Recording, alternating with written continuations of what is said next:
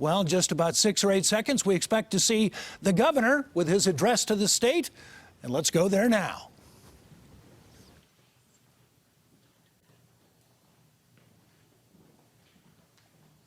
My fellow Coloradans, I speak to you this evening as we face one of the most dire and serious threats of our lives.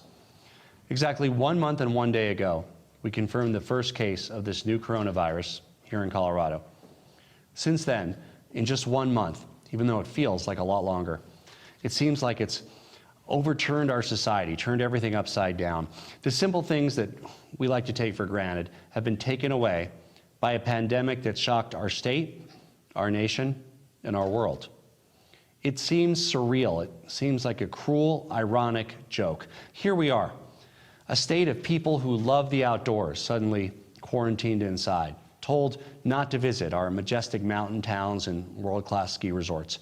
A state with a booming economy, suddenly specked with boarded-up windows and empty shops.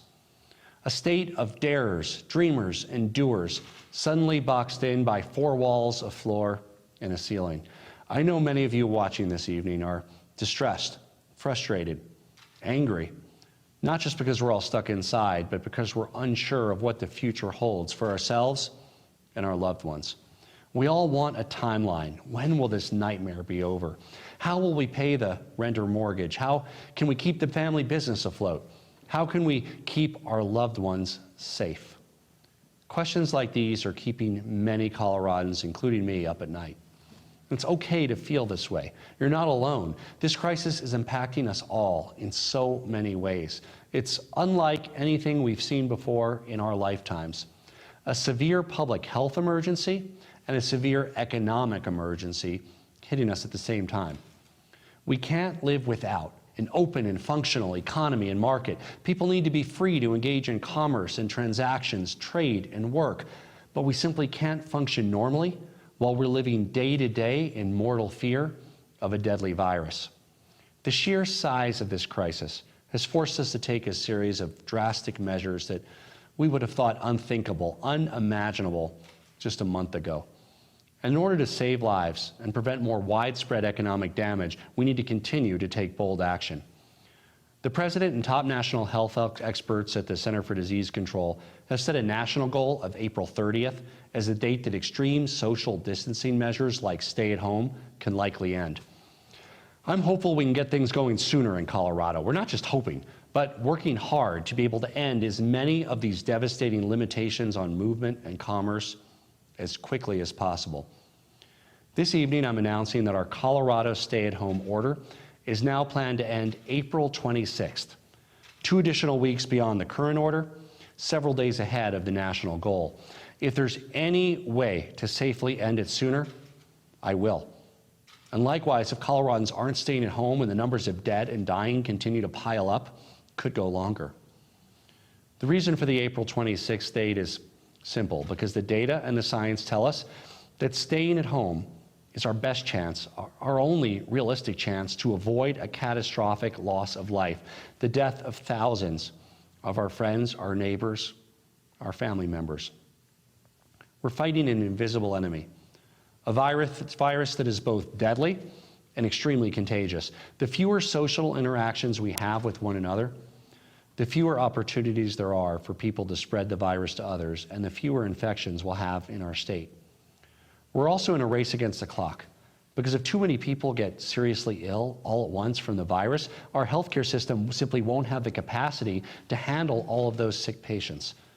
Without an adequate supply of masks and gloves for our healthcare workers or ventilators for the critically ill, and without the testing supplies that we need for mass testing and effective containment, our only option is to limit the number of person-to-person interactions.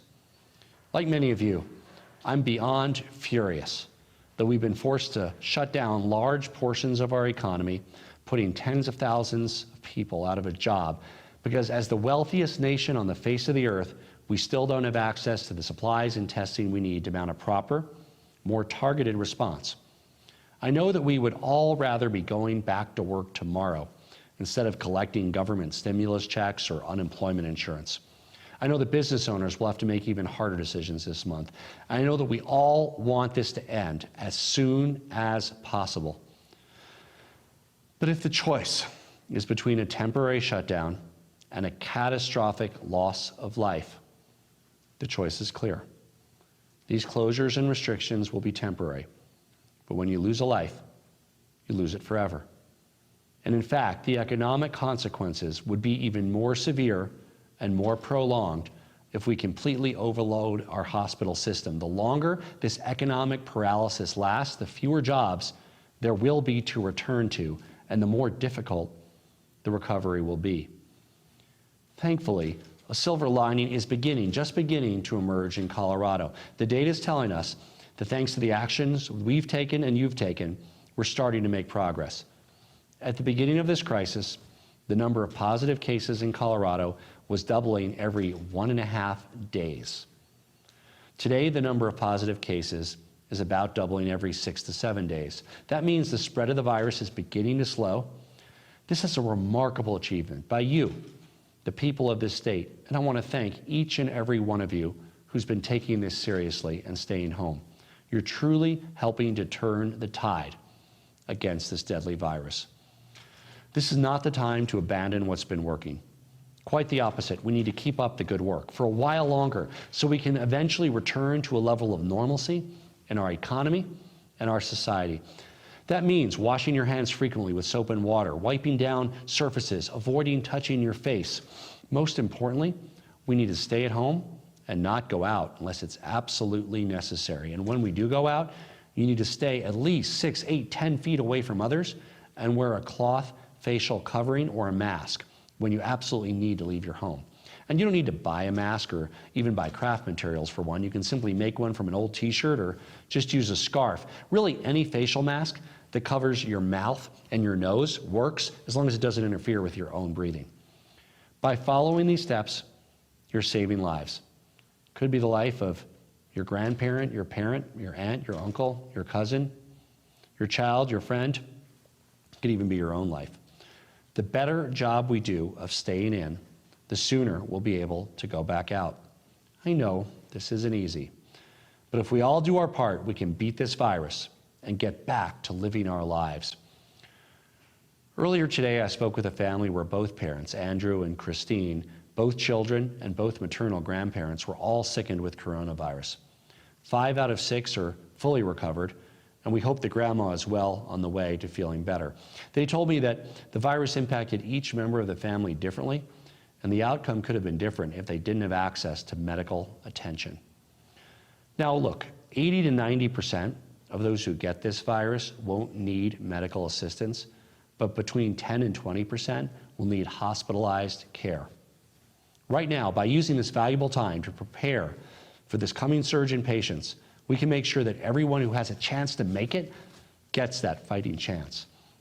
We're moving heaven and earth to ensure that our healthcare workers have the gowns, the masks, the gloves, the face shields to keep them safe. Because they are our heroes. They're the ones who will take care of us when we're sick, and we owe it to them to keep them healthy.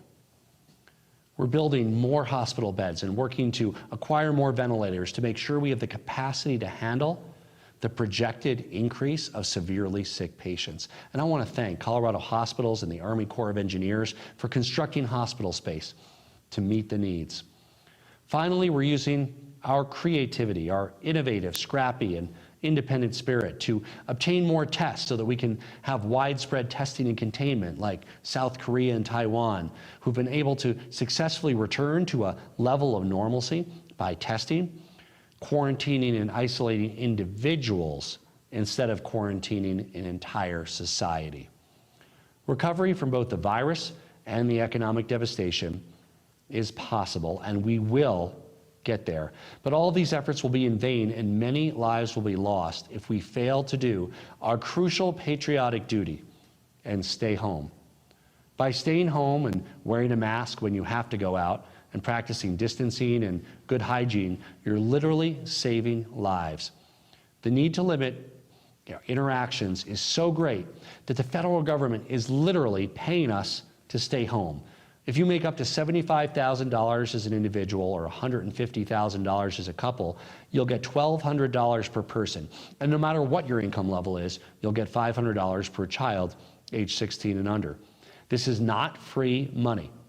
The federal government, President Trump, Nancy Pelosi, Mitch McConnell, almost the entire United States Congress agreed that paying Americans to stay inside is needed to prevent a full-scale disaster.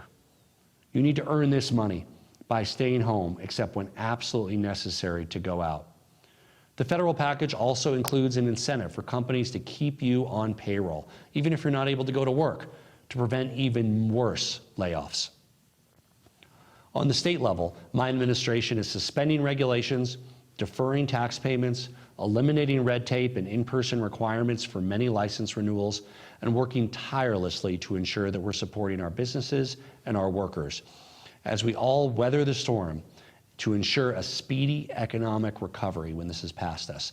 What matters now is not what you believe politically or your occupation or what your faith is or your age or your race. None of that matters here because none of that matters to the virus. What matters is that the more we stay home, no matter who you are, the better chance we have of beating this virus so that we can all go back to the things that make life worth living. Look, I know this isn't easy. I know Coloradans are hurting, and this is no ordinary emergency. We faced crises before, floods, fires, recessions, but this one is uniquely painful because we can't be with one another. This April will always be known as the lost month. We all have the blessing of being on this planet for 900 or 1,000 months in our lives. And we won't get this one back, but if we act together and take action, we will have many more to live in prosperity and health. In times of tragedy and difficulty, humanity comes together in fellowship. We mourn and we celebrate together. We laugh together and we cry together. We find comfort in the company and the love of one another. Now, we can't do that right now physically, but that doesn't mean that we can't be with and don't need to be with one another emotionally. Use this time to reconnect with friends and family and loved ones. Thankfully, there's been amazing progress in how we can stay together even as we stay apart. Email, phone, Skype, Zoom, FaceTime. We can see and hear our loved ones almost as if they were there. We had a group Zoom with our grandparents and kids this weekend, and I know that many families are doing the same. Let's stay positive, because none of this is permanent. With time, we'll have more hospital beds and a mass testing and containment program in place, and the spread of the virus will be limited enough that we can get back to a fairly normal economy and society.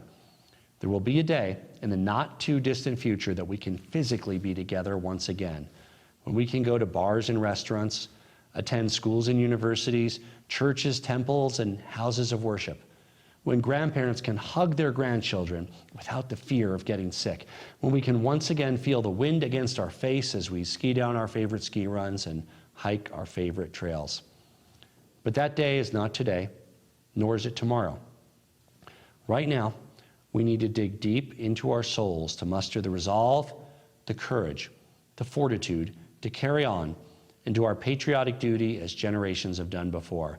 Thousands of our forefathers sacrificed on battlefields defending our freedom, our homeland, our way of life. Thousands of our foremothers sacrificed pots and pans and farm equipment to be melted down for the war effort during World War II. People had ration cards to save food for the troops. We banned men's suits from including cuffs and restricted the length of shirts to save fabric. Everyday citizens became heroes. Ordinary men and women became G.I. Joes and Rosie the Riveters, everyone working together and doing their part.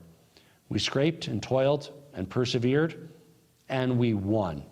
That is the spirit that we all need right now. This generation has been called upon to make our own sacrifice, to temporarily sacrifice our way of life so that we can save human life and return to normal.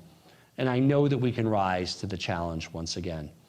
A number of communities across the world, including some right here in Colorado, have taken up a new tradition of going outside for a moment at 8 p.m. to applaud and cheer our brave healthcare workers who are putting their own health and safety on the line to keep us safe, and everyone else who's helping us through this crisis and putting themselves at risk. Our first responders, our farmers and ranchers, our journalists, our custodial workers, our grocery store workers, delivery people, truckers, so many more.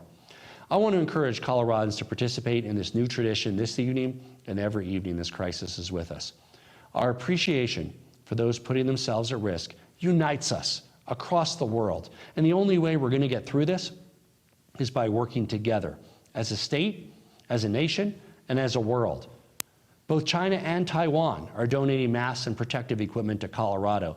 Israel even delivered masks to Palestinians. And let's also cheer our very own scientists at Colorado State University who are racing around the clock for a vaccine or cure. And when we achieve that cure or vaccine, and I say when, not if, whether it comes out of Germany, South Korea, Japan, or Fort Collins, it will be shared around the world to end this crisis and save lives. I might not agree with Henry Kissinger on much, but I found his recent words in the Wall Street Journal very profound. He said, quote, "The pandemic has prompted an anachronism, revival of the walled city in an age when prosperity depends on global trade and movement of people," end quote.